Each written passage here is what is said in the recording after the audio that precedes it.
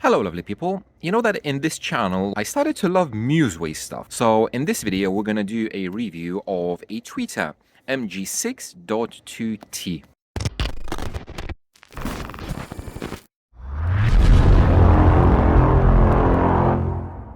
This tweeter was gifted to me by one of my followers, so thank you very much. I will test it out. Now, Musway is a cool company. I do have these fuse blocks that I already reviewed. I do have these aluminium rings that I will be showing you in the upcoming video. And in a mini mid-range shootout, I did review these MG3M mid-ranges that I really liked, and especially for the price, they're very, very good performance. So now it's going to be very interesting to see how these tweeters perform.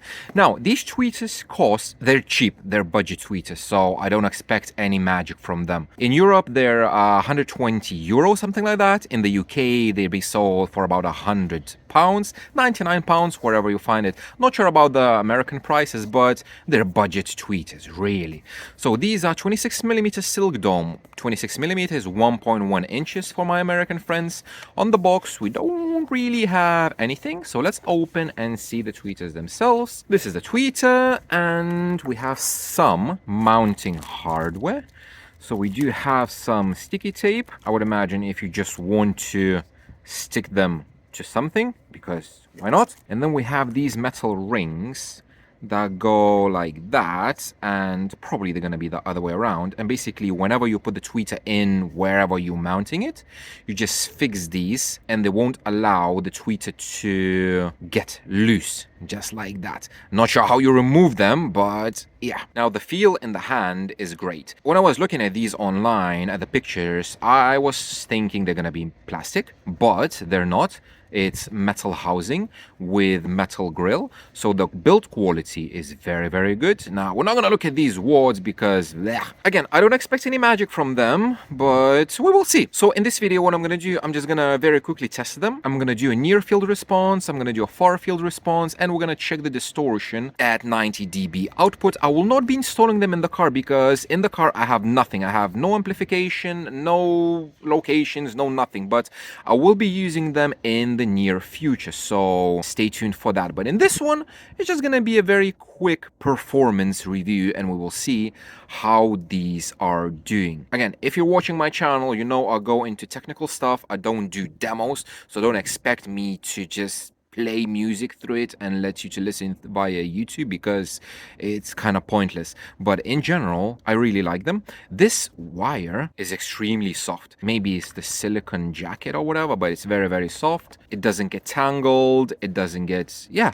very nice wire, very nice looking tweeters. Let's have a look how they perform. One thing that I want to mention in the specs here, frequency range 2.2K up to 30. So silk tweeter playing above 20K. I don't know, we will see, we're gonna measure that.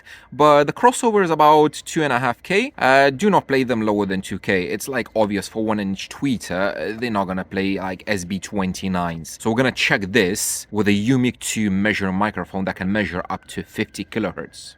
Hey, I think it's going to be the quickest and shortest review of an item that I did, but to be honest, it's just a tweeter. So let's have a look. What I measured with is I connected the Helix DSP Pro Mark III, which runs at 96K. I connected one of the Alpine V12s that I know that measure flat up to like 100 kilohertz. The signal was digital from SMSL, digital to digital, so it's from laptop directly into the DSP, and I measured with two microphones, UMIC 1 and UMIC 2, just to compare it. How did he measure? So this measurement is from 1 meter distance from far away, so it is ripply a little bit because it was like kind of in free air and not in an infinite baffle. I did measurement with 1 kilohertz crossover. I did a measure from like 500 hertz all the way up to 28 or 48.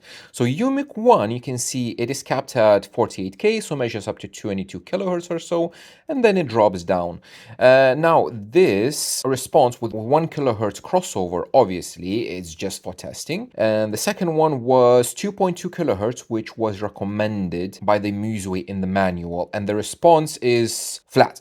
Like, I mean, it's totally flat. It's very, very cool. Now with the UMIC, on 96K, we have this. So UMIC 1 and UMIC 2, apparently they do measure slightly different. We have like maybe 1 decibel difference in the very top end, and I would trust the UMIC 2 more than UMIC 1. And we can see that yeah, it drops down at 30 kilohertz, but the claim was that it's measuring up to 25 kilohertz. So 25 kilohertz is somewhere here, and we have about what, 6-7 decibels drop.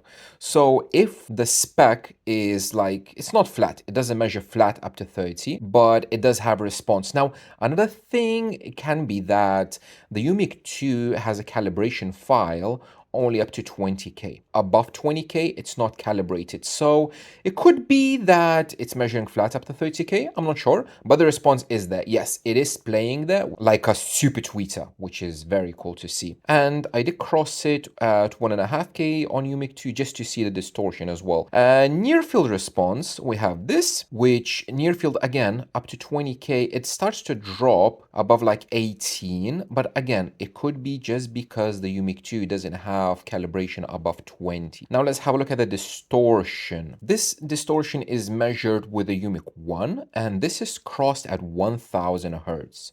So it's super low, but even 1K crossover, it doesn't go out of the control. So it's very surprising. Cool. Everything is below 1%.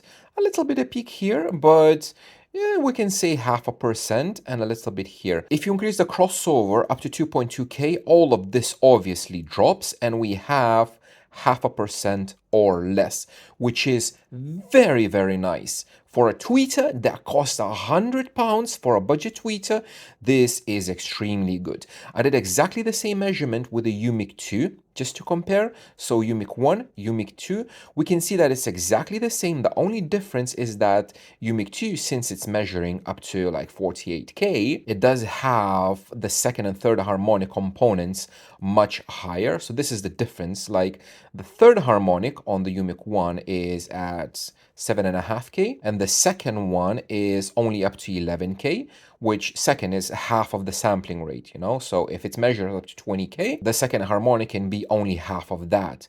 With a UMIC is different because it's measuring much higher. So the second harmonic, we can see it's all the way up to 24K, and the third harmonic, it's measuring up to 15K, which is double basically. So we do see second harmonic at 17K reaches 2.5%, but I don't know if it would be audible here. Like 17K, we hear up to 16K. So I don't know, that 1 or 2% here probably is going to be inaudible. However, everything as I mentioned, 0.5%. So this is at 90 dB. When you have two tweeters, 96 dB, still 0.5%. Amazing. If we lower the crossover down to 1.5, it starts to rise. Yeah, so it's up to 1% here. So recommended crossover of 2.2K. It's a very good recommendation. 1.5. Not really. And 1K, probably you're gonna damage it in the long run. Like, it does, as I mentioned, it doesn't go out of the control, but I don't know, 2.2K, 0.5% or less, amazing performance for such a cheap tweet, especially the frequency response is very nice. So I will be using them in my car eventually, sometime, I don't know when, but it's very cool to have them. And that's it, very quick.